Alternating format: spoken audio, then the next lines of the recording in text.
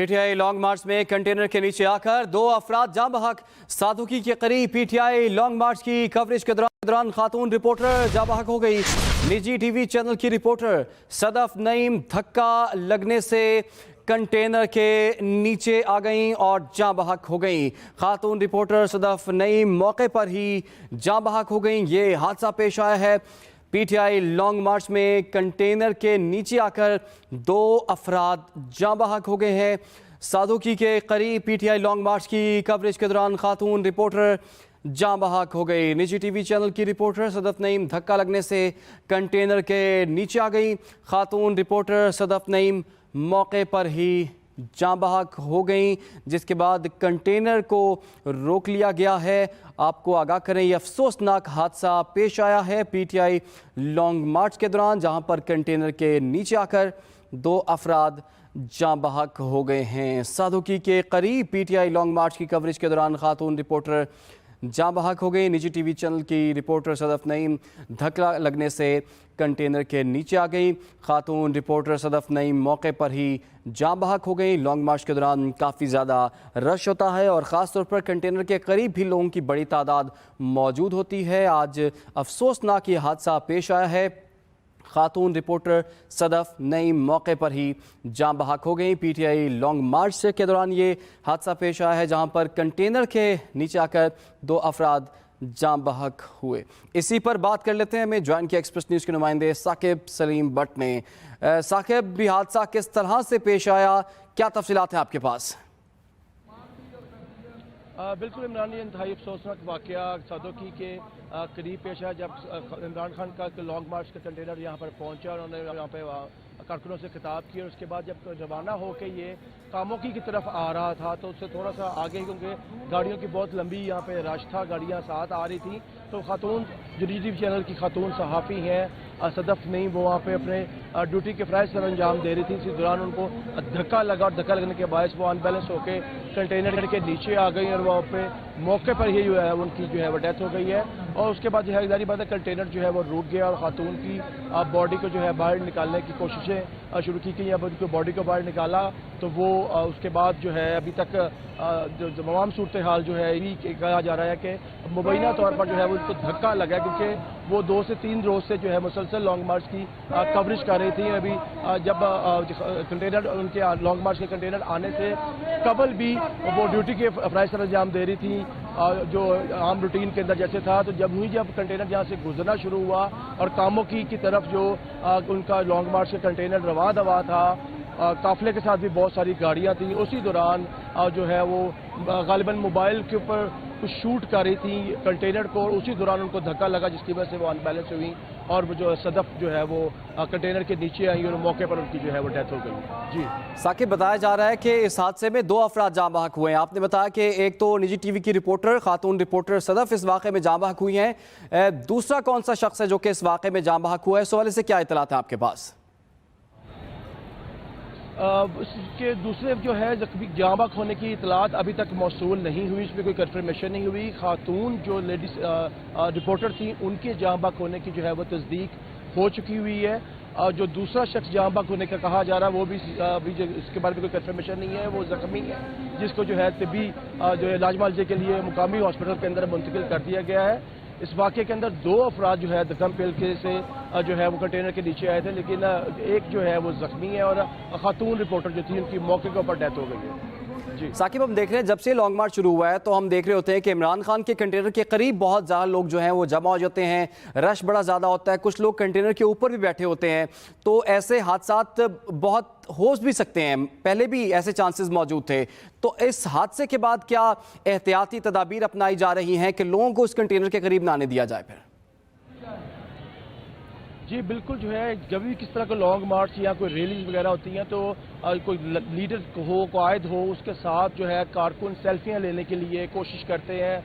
अक्सर का देखने में है कि वो पोल के ऊपर चढ़ जाते हैं, इवन वो इलेक्ट्रिक पोल के ऊपर चढ़ जाएंगे या किसी भी कोई ऊंची जगह के ऊपर जाकर वो वीडियो सेल्फी या सेल्फी पिक्चर लेने के लिए वो आते हैं या वेव करने के लिए भी अक्सर औकात वहाँ पे आते हैं।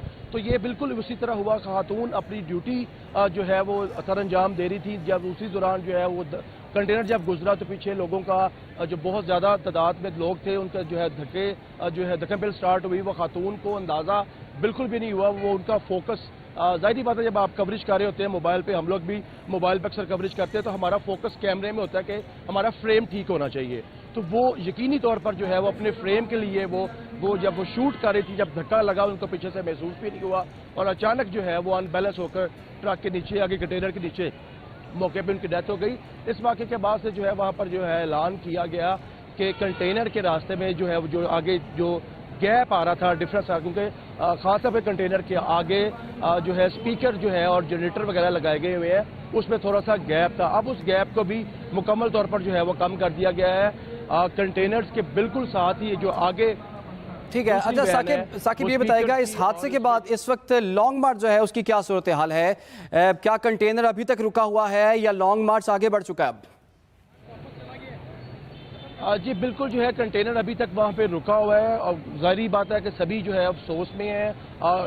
جو پی ٹی اے چیئرمین ہے عمران خان, انہوں نے بھی اس واقعے میں کافی جو ہے اظہار افسوس کیا کہ یہ واقعہ جو ہے وہ نہیں ہونا چاہیے. اس کے بعد پھر انہوں نے کارکنوں کو جو ہے وہ میسج دیا کہ خدا را گاڑی کے قریب مت آئیں, جب کنٹینر جب گزر رہا ہے تو اس میں دھکم پیل مت کریں تاکہ مزید کوئی اس طرح کا واقعہ رونما نہ ہو جائے. کیونکہ لانگ مارچ کے اندر بزرگ بھی ہیں, بچے بھی ہیں, نوجوان بھی ہیں, مرد و عورتیں بھی ہیں. تو ظاہری بات ہے جب اس طرح کی دھکم پیل والی سچویشن جب ہو جاتی ہے تو کسی کے لیے بھی اپنے آپ کو جو ہے کنٹرول کرنا یا جب دھکا لگتا ہے اپنے آپ پہ پاؤں پہ ایک دم کھڑے ہو جانا مناسب نہیں ہے. کیونکہ روڈ جو ہے ایک طرف جو گاڑیاں جو ہے وہ گزر رہی ہے, دوسری طرف کنٹینر وہاں پہ گزر رہا ہے.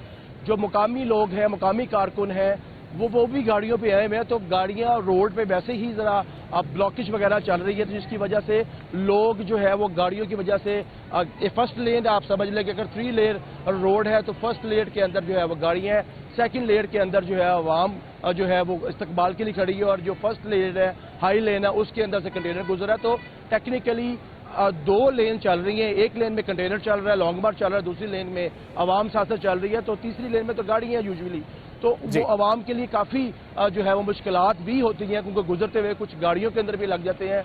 کئی انسیڈنٹس کے اندر جو ہے دیکھا ہے, بلکہ آج بھی سادوکی کے قریب جب خاندہ کنٹینر وہاں سے گزرا تھا تو نوجوان جو ہے ان کے پیچھے جب یوں ہی بھاگے تو جو گاڑیاں روڈ پہ کھڑی تھی ان کے سائیڈ مررز جو ہے وہ لگنے سے وہ گاڑیوں کے سائیڈ مررز بھی ٹوٹ گئے.